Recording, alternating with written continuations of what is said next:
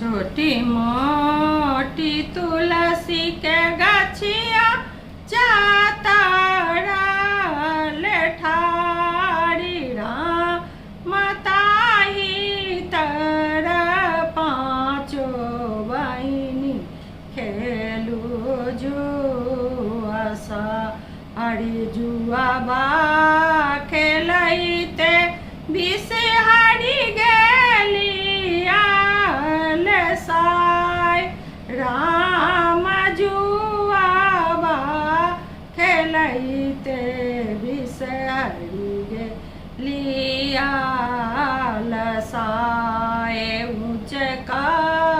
जे आसन दे बनिला दूध भोजन